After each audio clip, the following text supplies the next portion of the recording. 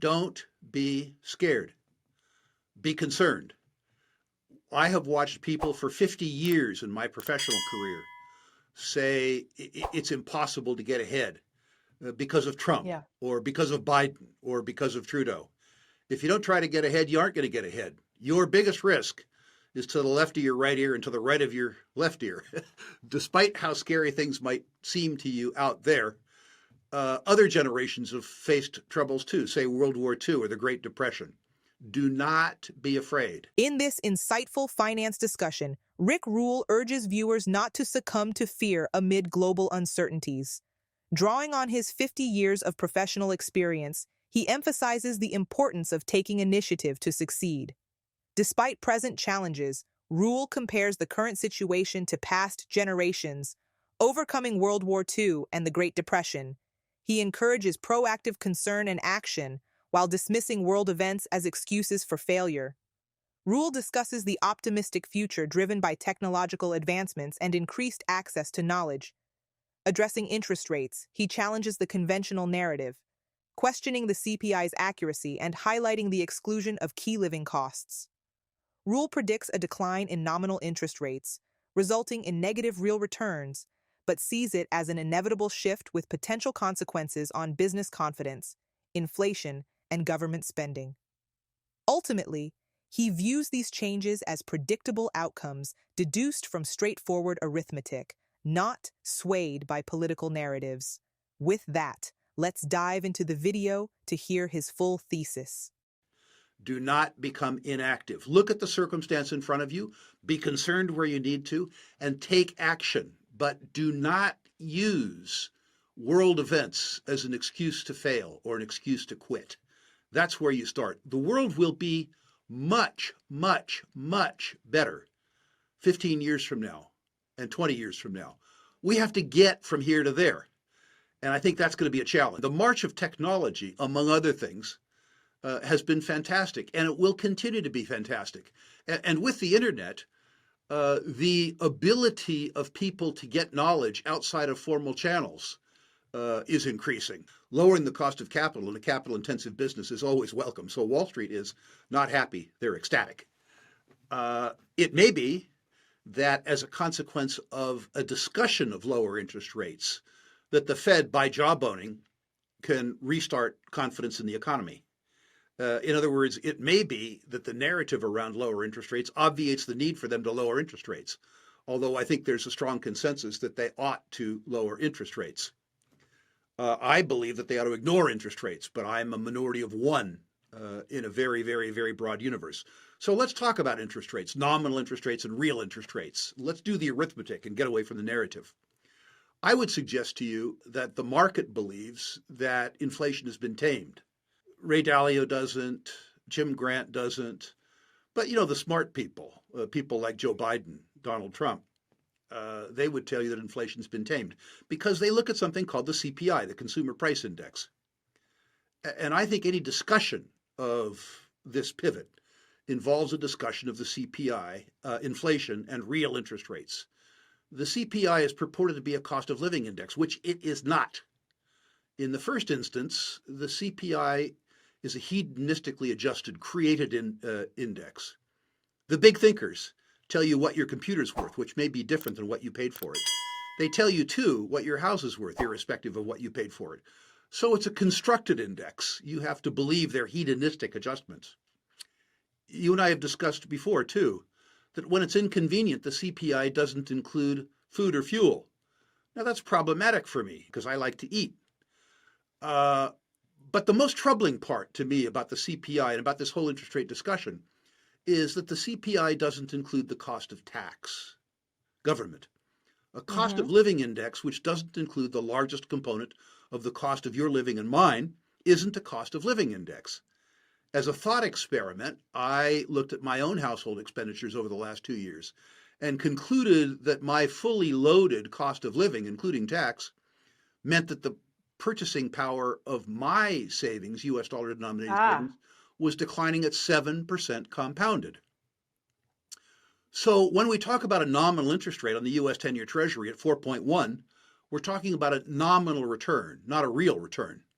The real return would be subtracting 7, the rate of deterioration of the purchasing power, real rate of deterioration of the purchasing power in US dollar denominated savings from 4.1, the nominal interest rate, which means, from my point of view, the US 10-year Treasury, rather than yielding 4.1, reduces your purchasing power at 2.9% compounded. I believe that the consensus exists among the voters, among the electorate, to allow for a nominal interest rate decline, which is to say a larger negative real interest rate. And I think the consequence of their doing that will be to restore business confidence and exacerbate inflation, while permitting the real sin, increased government spending, to accelerate rather than decelerate. Is this something I'm afraid of? No, it's something that's inevitable. So it's something that I prepare for. But when you talk about the Fed pivot, that's what I see coming. And I think the consequences are easy to determine, not from a Republican narrative, not from a Democratic narrative, but rather from simple arithmetic. In this next discussion, Rick delivers a cautionary message on the potential pitfalls in the current economic landscape. He foresees a shift in investor and saver behavior as core inflation becomes more apparent. Highlighting the allure of traditional safe havens like banks, Rule warns against relying on big thinkers for advice, suggesting a reevaluation of savings habits. He anticipates a rise in the appeal of inflation hedges, such as precious metals. While acknowledging the near-term attractiveness of lower interest rates, Rule identifies a looming bull trap that could lead to significant losses within a 3 to 4 year time frame. In essence, he urges us to tread carefully, emphasizing the importance of sound investment strategies in navigating these complex financial waters. I believe that there are a couple inevitable outcomes. One will be the gradual realization among investors and later among savers that core inflation is much higher than people believe. And I think that people will begin to change their savings habits. As an example, there are a lot of people now who hold deposits in banks that pay them no interest, either because they're convenient or they believe those banks are too big to fail, or they don't know other options. But that's their job. The idea that they rely on the big thinkers to tell them what the other options are, when the big thinkers would rather borrow their money for no yield, it is a sort of a false outlook. I believe, too, that traditional inflation hedges, either the Warren Buffett style ones, which is to say global dominator businesses that have pricing power within their business, or the traditional inflation hedges, including, of course, precious metals, will become increasingly attractive.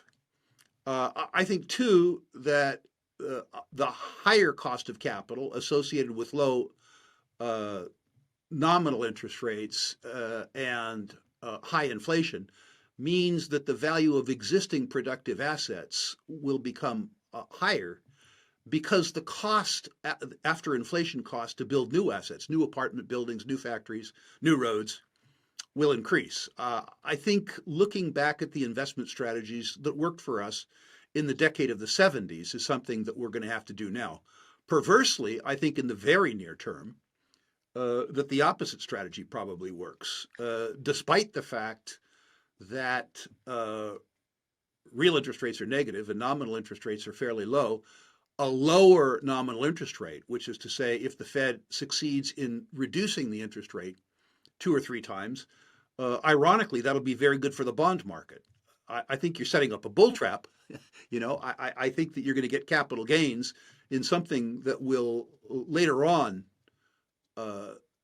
self-destruct. But I think in the very near term, one impact of lower interest rates would be a fairly strong long bond market, which I say is a perverse incentive, because I think that investors who get trapped in that in the 3 to 4 year time frame will lose an awful lot of money. As we wrap up today's insightful discussion with Rick Rule, let's recap the key takeaways. Rule emphasizes the importance of facing challenges with concern rather than fear, urging us to take proactive steps in navigating the complex financial landscape. He delves into the intricacies of interest rates, inflation, and the potential impact on our purchasing power. Rule also hints at the need for a strategic shift in investment approaches, especially considering the evolving economic scenario. Now, if you found these insights valuable, make sure to hit that subscribe button, give us a thumbs up, and share your thoughts in the comments below.